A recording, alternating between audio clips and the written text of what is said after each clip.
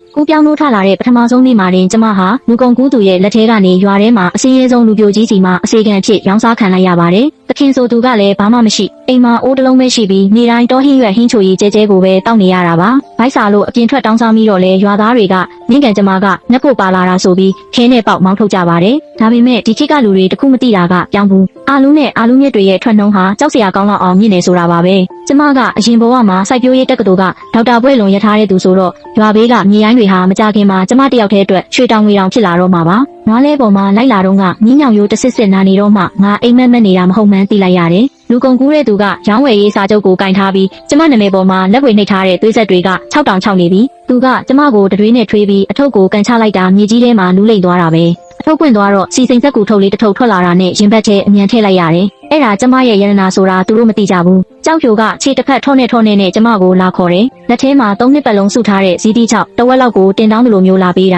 ။ပေးတဲ့အချိန်မှာလက်တွေတုံနေလို့ဂျုံစေးတွေမြေကြီးပေါ်ဖိတ်ကြကုန်ရော။သူကကုန်းကောက်ချင်ပေမဲ့ခါးကမကွေးနိုင်။ခြေထောက်ကလည်းမကောင်းတော့ရွာသားတွေကအဲ့ဒီဂျုံစေးတွေကိုနင်းချေသွားကြတယ်။ဘသူမှမကူညီတဲ့အပြင်ဈေးတွေကတလိမ့်ဆန်တကောင်ကိုကြည့်တယ်လို့ဝိုင်းကြည့်နေကြတာ။9နှစ်10နှစ်အရွယ်ကောင်လေးတစ်ယောက်ကခဲနဲ့ပေါက်လိုက်တာကျမရဲ့မျက်ခုံးပေါ်တက်မှန်ပြီးသွေးတွေစီးကြလာတယ်။ကျမမငိုဘူးမအော်ဘူးဘဝမှာအေးတာနှက်တာခံဘူးပေမဲ့အပေါက်ခံရတာတော့ဒါပထမဆုံးပဲ။ခေါင်းကတော့တကယ်မူးသွားတာကျမကပြန်မပြောတော့ရွာသားတွေကပူတောင်အားတက်လာပြီးအဖွားကြီးတယောက်ဆိုခြေထောက်နာကိုတရွေးနေတောင်လာထွေးသေးတာကြောက်ရိုကကျမအထုပ်ကိုဆွဲပြီးကျမရှိကကာပေးရှာပါတယ်သူကကျမကိုအိမ်ထဲခေါ်သွားတယ်မြေအိမ်လေးကတဝက်လောက်ပျက်စီးနေပြီးအိမ်ထဲမှာပင့်ကူအိမ်တွေနဲ့ဖုံတွေပဲရှိတယ်သူကကျမအတွက်တောဟင်းရွက်ဟင်းချိုရီကြိုပေးတယ်ရေကြီးကြီးလေးထဲမှာဟင်းရွက်ဖက်လေး3ဖက်ပဲပါတာသူကကျမကိုအရင်တိုက်ပြီးသူကိုယ်တိုင်ကတော့အိုးကက်လေးကိုပဲတောက်ရှာတာညမမောင်ခင်မှာကျမအပြင်ထွက်ခဲ့တယ်ဘိုက်ကကြောကက်မတက်စားနေပြီရွာအရှိကဒေါ်ကြီးလိတ်တို့အိမ်တကားကိုခောက်ပြီးစားစရာအကျွင်းကြံလေးတောင်းပြီးတော့သူကတမျက်စီးနဲ့ကျမမျက်နှာကိုရိုက်ထုတ်လိုက်တာအစီခံမဆိုပြီးဆဲဆိုရင်ပေါ့ရွာအဝင်ကညောင်ပင်အိုကြီးအောက်ရောက်တော့ကလေး3ယောက်ရှိနေတယ်ခေါင်းဆောင်လုပ်တဲ့ကောင်လေးက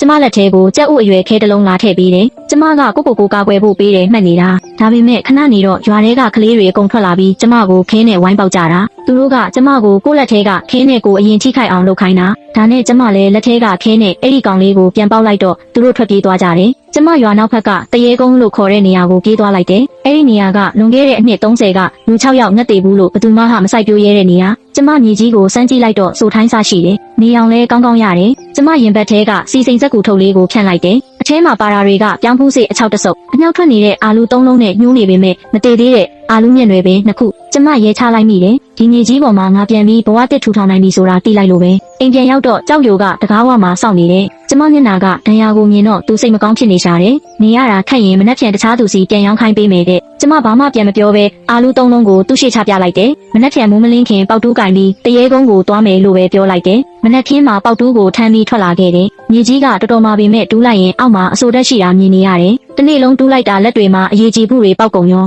ာအာလူတွေကိုလေးစိတ်ပြီးမျက်စိပါတဲ့ဘက်ကိုမြင်းမြုပ်လိုက်တယ်ရွာကလူကြီးပိုင်းတွေကတော့ဘိုးဘွားပိုင်ကြီးကိုလာတူးတယ်ဆိုပြီးလာဟန့်ကြသေးတယ်ဒါပေမဲ့ကျမကစိုက်ပျိုးရေးဆိုင်ရာဥပဒေတွေကိုအလွတ်ရွတ်ပြလိုက်တော့သူတို့တွေကြောင့်အသွားကြတာပေါ့ကြောက်ရိုကတော့ကျမနောက်ကနေရေထမ်းပြီးလိုက်ကူပေးရှာတယ်သူကမေးတယ်မင်းကလေးနင်ကတကယ်တော့ဘာတူလဲတဲ့ကျမကပြန်ပြောလိုက်တယ်နင့်ကိုဘိုက်ဝအောင်ကျွေးနိုင်မဲ့သူပဲလို့ညဘက်လာတာမှာကျမစိုက်ထားတဲ့အပင်40ကိုကြည့်ပြီးပြောမိတယ်မင်းတို့အနှစ်30လုံးငတ်ခဲ့တာတွေဒီမှာတင်အဆုံးသက်စေရမယ်ဒီမြေကိုဒီနေ့ကစပြီးငါအုပ်ချုပ်ပြီးလို့ငါရဲ့မြောက်နေ့မှာတော့ပထမဆုံးအာလူပင်လေးအညှောက်ထွက်လာတာကိုမြင်လိုက်ရတယ်စိမ့်ဆုံနေတဲ့အညှောက်လေးတွေကိုကြည့်ပြီးကျမရင်ထဲမှာတမျိုးကြီးခံစားလိုက်ရတယ်ကြောက်ရိုကတော့ကျမနောက်ကနေရေထမ်းပြီးလိုက်ကူပေးရှာတယ်သူကလည်းအညှောက်လေးတွေကိုမြင်တော့မျက်ရည်တွေဝိုင်းနေရှာတာရွာသားတွေကတော့အဝေးကနေကြည့်ပြီးကဲ့ရဲ့ရာကနေအံ့ဩတဲ့ဘက်ကိုကူးပြောင်းလာကြပါပြီမကြခင်မှာဒီမြေရိုင်းဟာကျမရဲ့ရွှေတောင်ကြီးဖြစ်လာတော့မှာပါ